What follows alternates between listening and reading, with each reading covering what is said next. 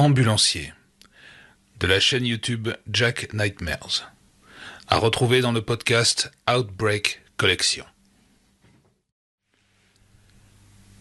J'ai toujours cru qu'aider les gens dans leurs moments les plus sombres était une vocation. C'est pour ça que j'ai rejoint les équipes de secours de ma ville.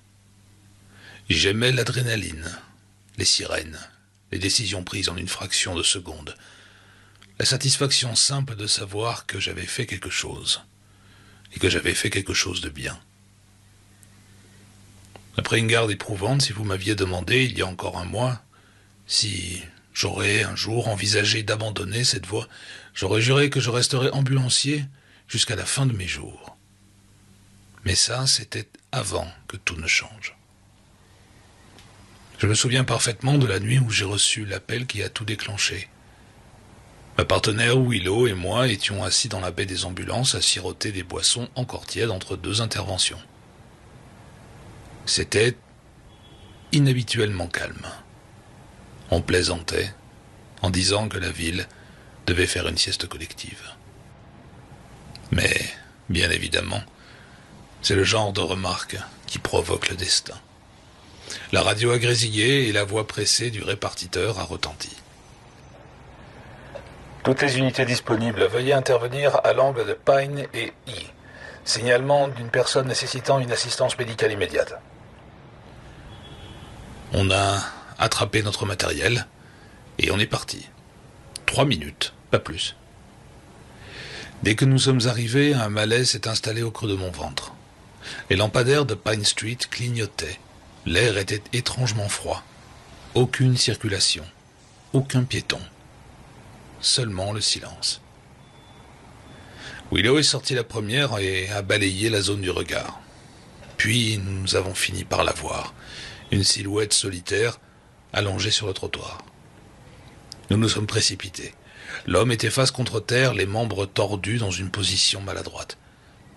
J'ai d'abord pensé à une chute, peut-être à une crise. Je me suis agenouillé en me présentant comme ambulancier pendant que Willow contournait le corps pour vérifier les voies respiratoires. On a cherché un pouls. Son poignet était glacé. J'ai roulé l'homme sur le dos, maintenant sa nuque en cas de traumatisme spinal. Et là, l'horreur m'a saisi.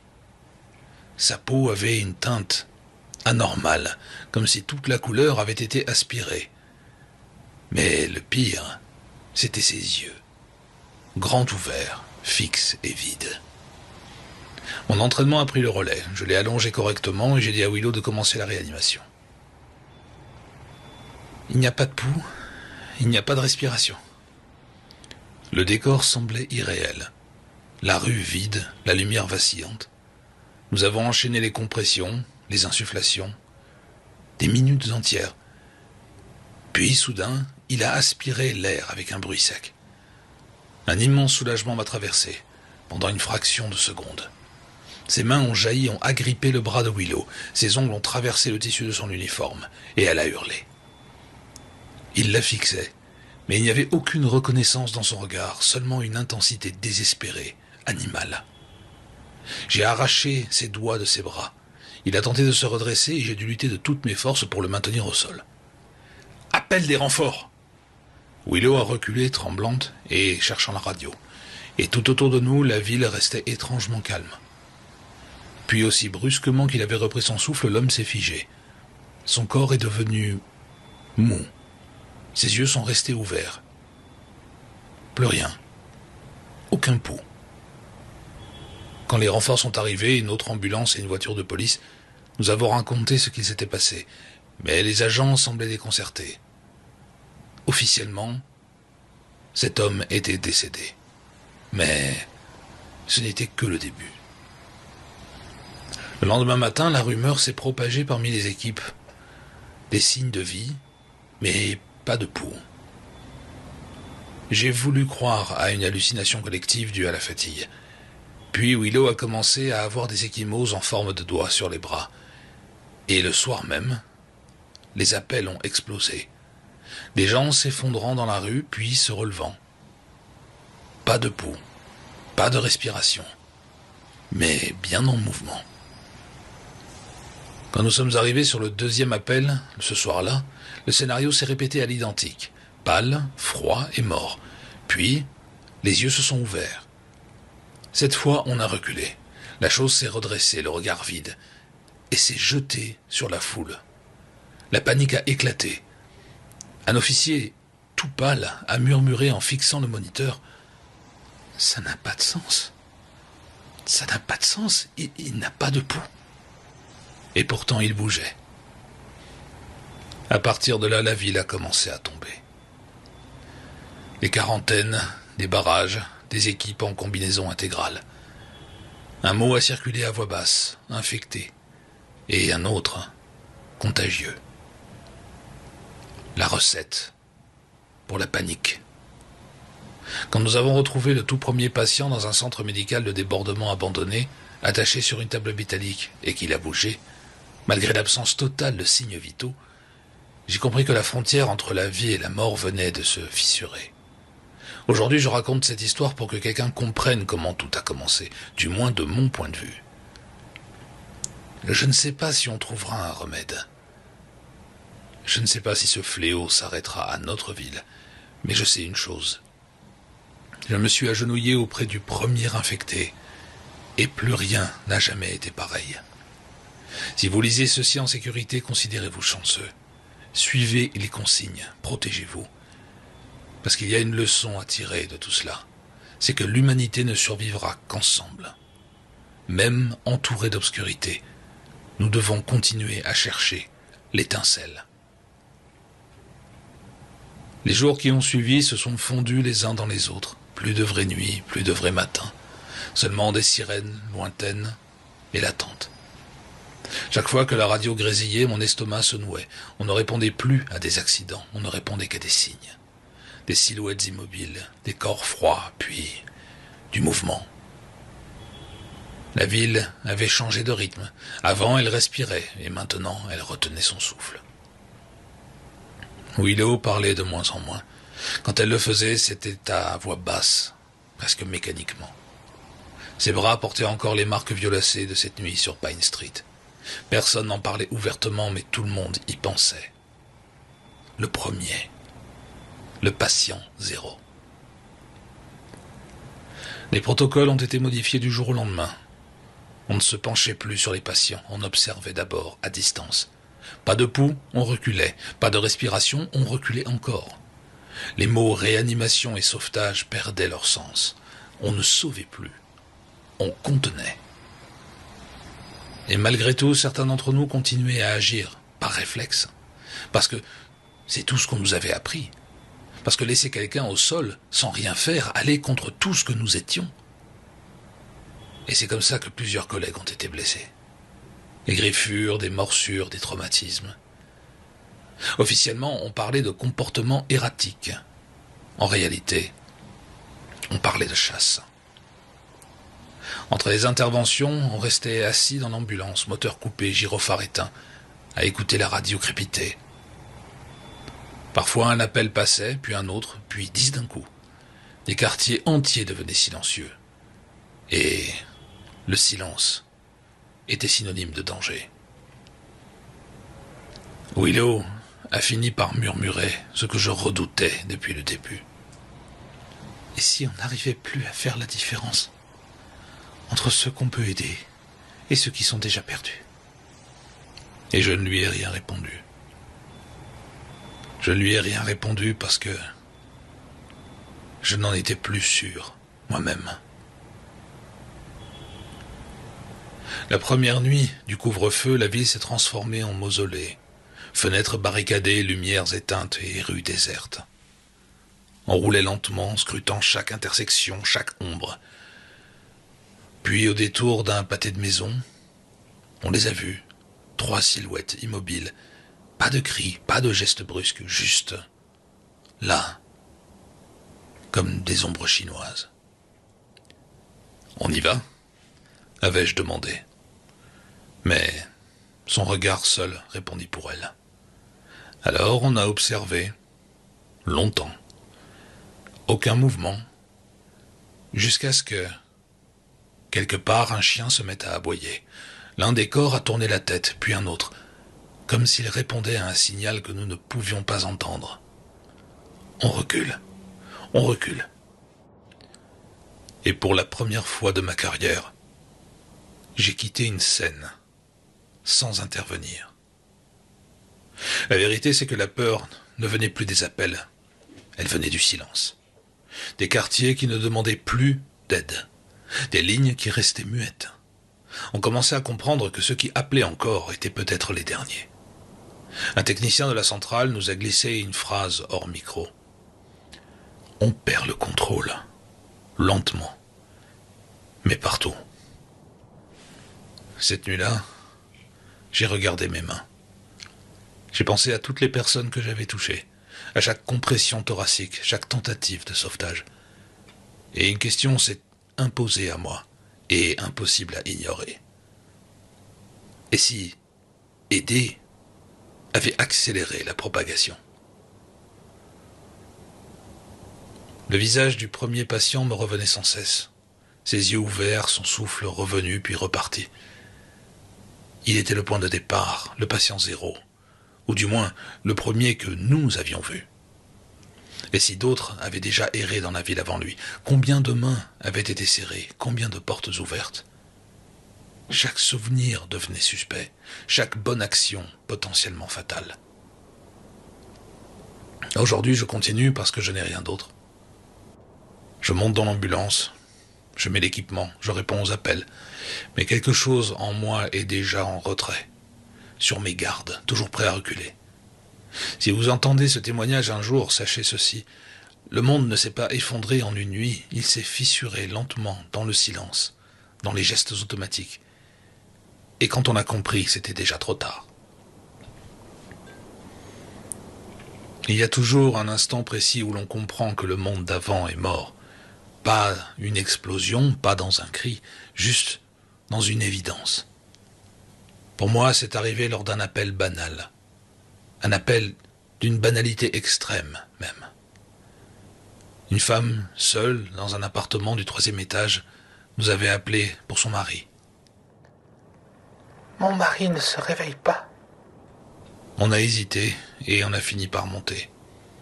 La porte était entr'ouverte, l'odeur lourde, pas celle de la mort habituelle, quelque chose de plus stagnant.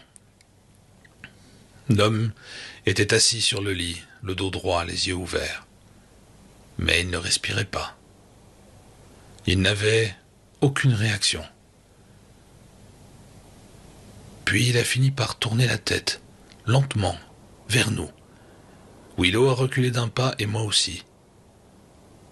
On n'a pas attendu qu'il bouge davantage. Et quand on est ressorti, la femme nous regardait, perdue, nous demandant si nous n'allions rien faire. Et je n'ai pas su quoi répondre, parce que pour la première fois, aider signifiait peut-être condamner tout l'immeuble. Les appels ont changé de ton après ça. Avant, les gens demandaient de l'aide, maintenant, ils exigeaient des réponses. Est-ce qu'ils sont encore humains? Est-ce qu'on peut les sauver? Est-ce qu'on peut les laisser entrer chez nous? On n'avait rien à leur donner. Aucune certitude et aucun espoir. Juste des consignes vagues. Restez enfermés, évitez le contact et surtout n'intervenez pas seul. À force de répéter ces mots, j'ai senti quelque chose se briser en moi. Parce que ce n'était plus du secours. C'était de la survie. Et bien évidemment, tout le monde n'a pas obéi. Certains ont ouvert leurs portes. D'autres ont voulu aider, comme nous l'avions fait au début. Et les raisons étaient parfaitement valables. C'est mon voisin. C'est ma sœur. Il est malade, pas dangereux. On entendait parfois des cris au loin. Puis plus rien.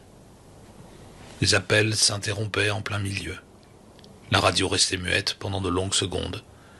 Et ces silences, ces longs silences, ils étaient pires que des hurlements. Willow a tenu plus longtemps que je ne l'aurais cru, mais je la voyais changer. Elle sursautait au moindre bruit, dormait assise, casque encore sur les oreilles. Ses mains tremblaient quand elle ajustait ses gants. Les nuits, alors que nous étions seuls dans l'ambulance, elle a parlé. « Tu te rends compte? Si on avait été plus rapide, si on avait fait quelque chose de différent. » Mais je l'ai rapidement interrompu. « Non, ce n'est pas toi, ce n'est pas nous. Mais, au fond, je n'en étais plus très sûr. Je me souviens de la dernière intervention qui ressemblait encore à mon ancien métier. Un enfant tombé dans un escalier, des pleurs, du sang et un vrai pouls. Je n'avais jamais été aussi soulagé d'entendre un cœur battre.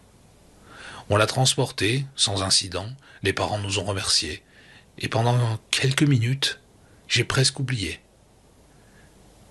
Puis, en sortant de l'hôpital, j'ai vu les bâches noires aux entrées secondaires, les agents armés, les zones condamnées, et la réalité m'a rattrapé. Les jours suivants, la ville a commencé à tomber par morceaux, un quartier, puis deux, puis des zones entières déclarées perdues.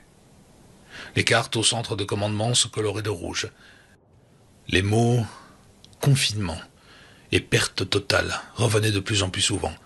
Un officier a dit à voix basse « On ne parle plus d'endiguer, on parle de tenir ». Parfois, la nuit, je revois leur visage. Pas déformé, pas monstrueux, juste absent. Comme si quelque chose avait vidé leur regard et laissé le corps fonctionner tout seul. Ils n'avaient pas l'air d'être en colère ou souffrants, seulement attirés par quelque chose.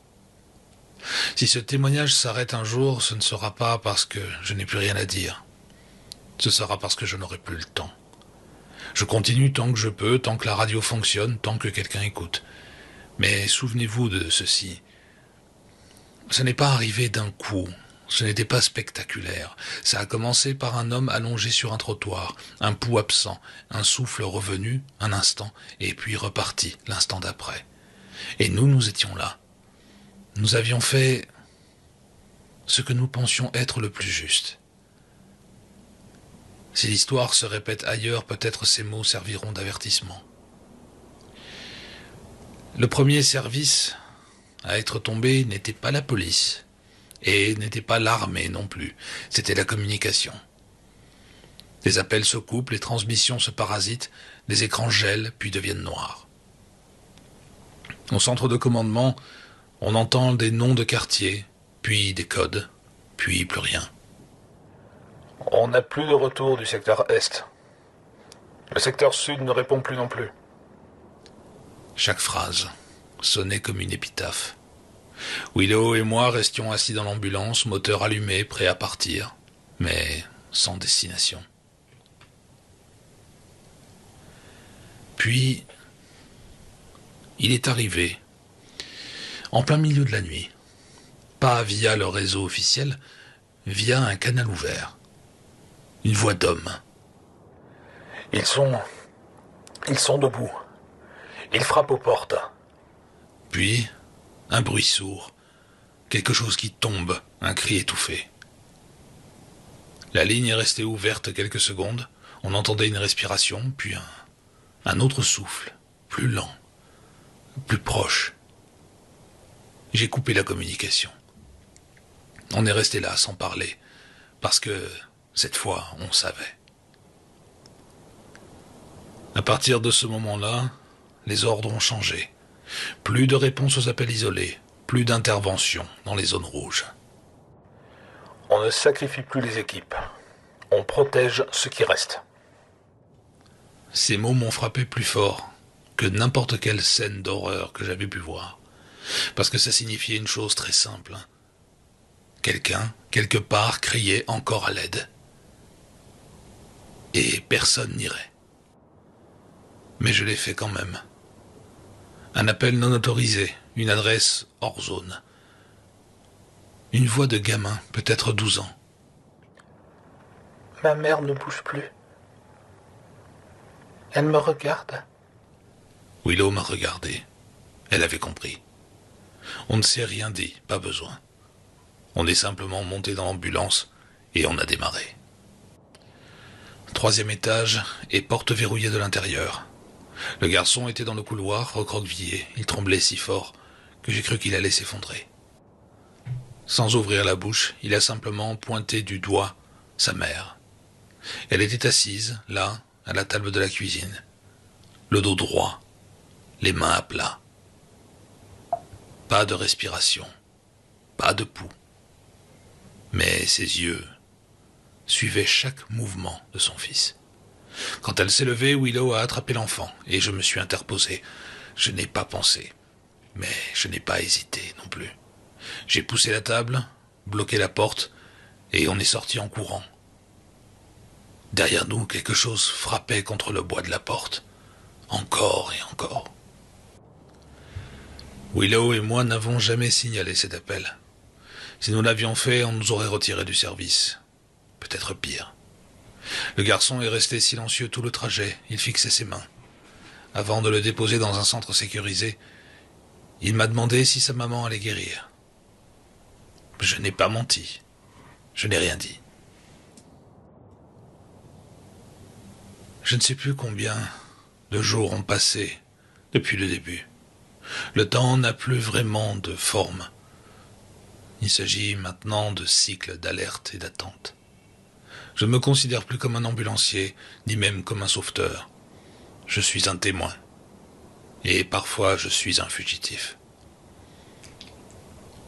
Willow m'a dit à voix basse, à l'arrière de l'ambulance, « Si jamais je change, si jamais je deviens comme eux. » Elle n'a pas terminé sa phrase. Pas besoin. Je lui ai promis. Et c'était la promesse la plus lourde que j'ai jamais faite. Si ce récit continue à circuler, c'est que quelqu'un quelque part l'entend. Sachez ceci. Ils ne courent pas tous. Ils ne crient pas. Certains attendent. Certains observent. Et ils se souviennent parfois. Juste assez pour tromper ceux qui veulent les aider.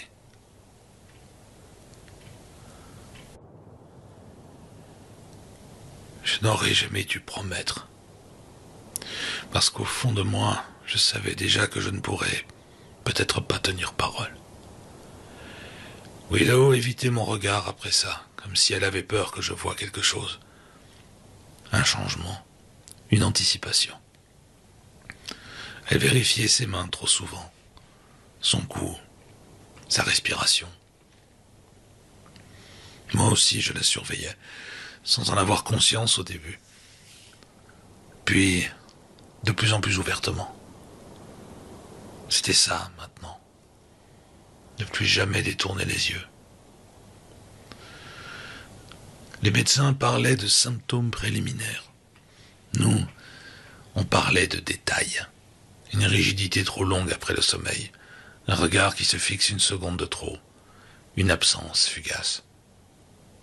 Willow s'est plainte de migraine, puis de bourdonnement. Elle disait entendre des choses dans le silence. J'entends comme un souffle collectif. Je n'ai rien répondu, parce que parfois, moi aussi, j'entendais quelque chose. Un matin, la carte a changé. Plus de zone rouge, plus de secteur à risque. Une seule mention. Zone blanche, aucune intervention. C'était là que nous étions. Personne ne venait plus et personne ne repartait. Les autorités appelaient ça une mesure temporaire. Mais nous savions ce que ça voulait dire. Ils nous avaient laissés derrière. Le centre de commandement s'est vidé progressivement. D'abord les analystes, puis les équipes mobiles, et enfin les responsables. Il ne restait que des écrans affichant des alertes automatiques, des messages sans destinataire. Willow a posé une question que personne n'a relevée. Et nous ? Le silence pour toute réponse. On n'a reçu qu'un seul appel ce jour-là, un signal faible et instable, une localisation approximative, juste à l'entrée du périmètre. On savait que c'était une erreur, on savait qu'on n'aurait pas dû, Mais rester immobile était pire. Ils étaient regroupés à l'intérieur, des dizaines, certains debout, d'autres assis, tous immobiles. Pas de bruit, pas de lutte, comme s'ils attendaient quelque chose. Quand nous avons allumé nos lampes, plusieurs têtes se sont tournées en même temps, exactement en même temps. Willow a murmuré « Ils savent ». Je ne me souviens pas exactement comment nous sommes sortis. Seulement des formes qui se mettent en mouvement, des bras tendus, des pas traînants, puis de plus en plus rapides. Nous avons couru. Le moteur a rugi, les portes ont claqué, et quelque chose a frappé l'arrière du véhicule. Une main, ou peut-être plusieurs. Puis plus rien. Willow pleurait silencieusement. « Ils ne veulent pas nous tuer. Ils veulent qu'on reste. » Cette phrase me hante encore. Ce soir-là, la radio est morte. Plus de voix, plus d'ordre, plus d'aide. Juste le souffle du vent entre les immeubles. Et parfois, des pas. Je ne pouvais plus attendre. Ni pour Willow, ni pour moi. Il fallait partir. Pas sauver la ville, pas comprendre l'infection, juste survivre. Je lui ai dit. Elle a hoché la tête, mais elle n'a pas souri. Avant de démarrer une dernière fois, j'ai enregistré ce message. Parce que si je ne le fais pas, personne ne saurait comment tout a commencé. En tout cas, ici. Ni comment ça se termine. Si vous entendez ceci, ne touchez pas les corps. N'attendez pas qu'ils bougent et surtout, n'écoutez pas la voix qui vous dit qu'ils peuvent encore être sauvés. Nous avons quitté la ville avant l'aube. Enfin, ce qu'il restait de la ville. Les feux tricolores clignotaient tous au jaune. Les panneaux lumineux affichaient des messages figés, des avertissements sans destinataire. La route était jonchée de voitures abandonnées, les portières ouvertes, les bagages sur le bas-côté, et personne à l'intérieur. Willow regardait droit devant elle et ne parlait plus. Au début, je pensais que c'était mon imagination. Une silhouette au loin, puis une autre. Elle ne courait pas. Elle marchait, toujours dans notre direction. Même quand on changeait de route. Willow a murmuré « Ils savent où on va ». Et je ne l'ai pas corrigé, parce que je commençais moi-même à le croire. La réserve de carburant est descendue beaucoup plus vite que prévu. Station-service isolée, lumière unique au-dessus des pompes. Je suis sorti tout seul, et le silence était total. Pas d'insectes, pas de vent. Quand j'ai ouvert la trappe du réservoir, j'ai entendu un bruit derrière moi. Une respiration, pas forcée, pas rapide, mais présente. Je me suis retourné et il n'y avait rien. Mais quand je suis remonté dans l'ambulance, Willow avait pâli. C'est arrivé peu après. Sa main commençait à trembler, puis son bras en entier. Elle m'avait affirmé que ça allait. Mais elle l'avait murmuré un peu trop vite. Je me suis garé sur le bas-côté. Elle respirait, son pouls était là. Mais son regard se perdait parfois comme si quelque chose attirait son attention ailleurs. Tu les entends encore ? Ils appellent. Ils appellent, oui, mais pas avec des mots. Je lui ai rappelé sa promesse. Elle m'a regardé un long moment. Tu feras ce que tu dois faire. Tu feras ce que tu dois faire, mais tu ne feras pas ce que tu veux. Ces mots ont résonné plus fort que n'importe quelle sirène. Nous avons trouvé refuge dans un ancien centre routier. Les murs étaient épais et les portes métalliques blindées. On a tout barricadé. Pour la première fois depuis des jours, nous nous sommes assis. Le silence était écrasant. Willow s'est adossée au mur et a fermé les yeux. S'ils entrent, ne les laisse pas me retenir. Elle ne parlait pas d'eux. Je n'ai pas dormi, mais elle si. Enfin, son corps dormait. Et parfois ses lèvres bougeaient, comme si elle murmurait une réponse à quelque chose d'invisible. Je suis resté là à la regarder, à compter ses respirations, à attendre le moment où elle s'arrêterait. Juste avant l'aube, elle a ouvert les yeux. Elle m'a reconnu, j'en suis sûr. Et elle m'a remercié. Puis son regard a changé. Pas brutalement, doucement, comme une lumière qu'on éteint. Je ne décrirai pas ce qui a suivi. Pas parce que je ne m'en souviens pas, au contraire, mais parce que certaines choses ne doivent pas être rejouées. Je dirai seulement ceci. La promesse a été tenue. Je suis seul maintenant. La route continue devant moi et derrière quelque chose marche encore. Si vous trouvez cet enregistrement, n'attendez pas, ne négociez pas et ne vous accrochez pas aux souvenirs, parce qu'ils savent les utiliser. Ici s'arrête mon témoignage. Et le reste appartient au silence.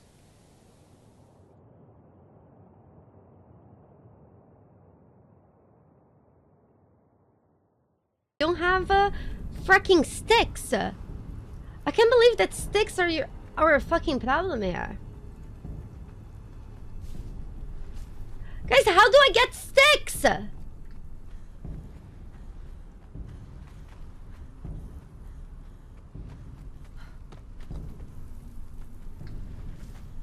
Hello? Sticks! Did you guys get... Hurry get out of the desert.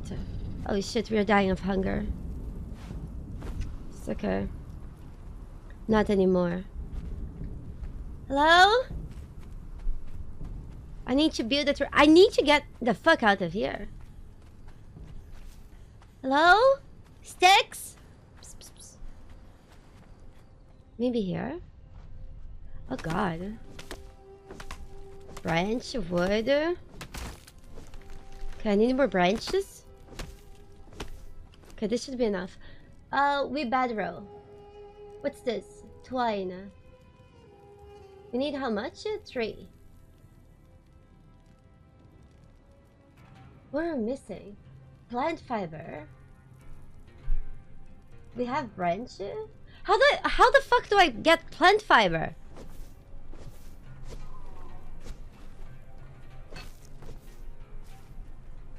Oh, like this. I thought I had a bunch. Did I use all of mine? Map E? No. Hold on. Okay. Hold on. Plant fiber.